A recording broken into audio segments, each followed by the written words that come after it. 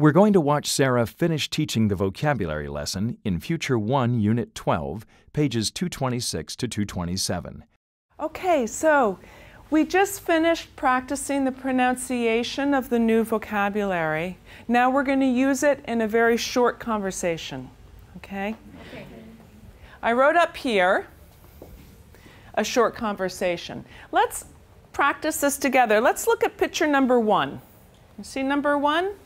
That's, yeah, answering the phone. Okay, so the question is going to be, what's she doing? Okay, what's she doing? Okay. Answer, she is answering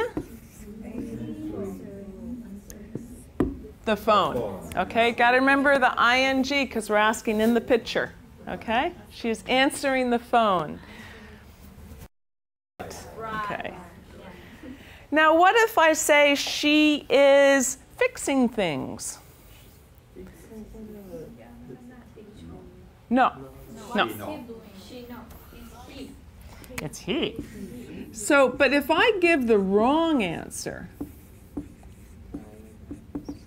try again. Okay.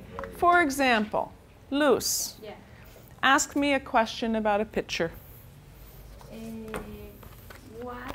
What's she doing? The picture 8? 8. He doing. Okay. Yeah. Repeat. Go ahead. What's he doing in the picture 8? Mm-hmm. He's making photocopies. No, try again. He's, oh, okay. Picture 8. I was looking at 4. 8. He's supervising. Right. Great. Okay, so that's A and B. You can just point. All right. Okay. In pairs. So Clay and Kenya, Sandra, I'd like you to work with Renee. Okay. The two of you, Moses with Aurora, Roselia, great. Giovanna and Rosemary, I'm going to come around and listen to you, okay? 3 minutes practicing. I set time limits frequently, always when students are breaking into pairs or groups, for several reasons. I want them to know that this is not an endless task, that they need to kind of get to it and stay focused on their task, and also to give them a sense of control, that it's not just going to be an endless, and so if they're not being productive, it's going to end quickly too. What happens often is that groups will, they vary a lot in how quickly they can accomplish their task. The time limit also gives me the rationale or legitimacy to say, okay, it's time to stop. I gave you 3 minutes, the time is up. Some students will be done and some students will not be done. And that's okay, because the next step is always a report back or some kind of closure. And that's opportunity to bring all the different groups at all the different stages back to the full completion of the task. As Sarah walks around to different pairs of students, she stays as unobtrusive as possible, listening first and then helping as needed. In this way, she lets students know she's available to them without interrupting their practice. Okay, do you want to ask?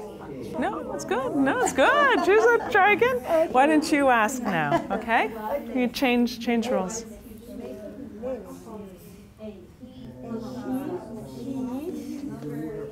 Cleaning the house, the floor. Cleaning floor. All right, it's okay. Yeah, it's good. Cleaning floor. It's good. Yeah, good.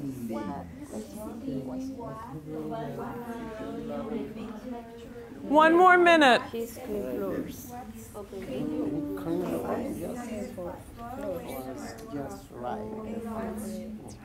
Sarah continues with other exercises in the lesson. Students engage in kinesthetic activities, such as charades, to help them remember the new vocabulary. Sarah also goes over the learning strategy on page 227. showing students how to make cards to remember new words. Finally, in preparation for the Show What You Know activity, Sarah has students write down one duty they perform at work or at home. Okay. So we're going to interview each other now about what you do, what are your job duties, and also where you do these job duties. For example, I am a teacher and I work in a school and I prepare classes and I correct papers. I'm also a mother of 2 teenage children, so I help them. I clean the floors. I cook the food. These are other duties of mine, other responsibilities of mine, right? And the place of that is not school, home, okay? So if you are working at home more, talk about your job duties at home, okay? What you do with your children, okay? Or with your family, or with the other people you live with, okay? So, I'd like to do a little model. If you look at the page at the bottom of the page 227, okay, it says show what you know. You know this already. So it's our chance to show what we've learned with the new vocabulary. Can I have a volunteer to read Paul?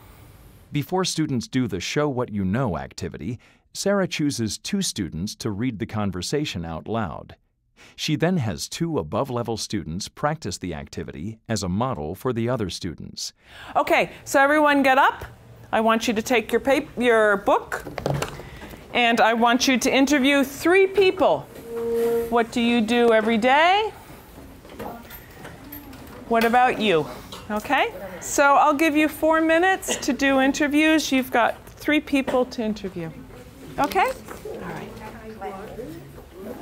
Cleo, it looks like Rosalia. Oh, yeah. Okay, Rosie. Okay, move around, switch partners. I like to get the students up and moving around the classroom. I think it helps change the energy. Students work, many of our students work very hard and have a lot of concerns outside of the classroom. So if we move frequently and change the people we work with and change the level of interaction, it keeps everybody's energy and blood moving. One example of this is when they mingle.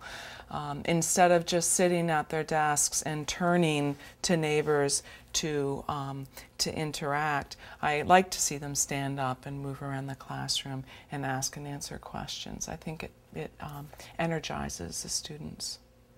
It also helps create a sense of classroom community. We all tend to have our favorite place in the classroom. If we're always just working with our own neighbors, we won't know those distant students on the other side of the room. By mingling, it allows students, everyone gets to know each other in the class. Everyone feels that they belong to the class.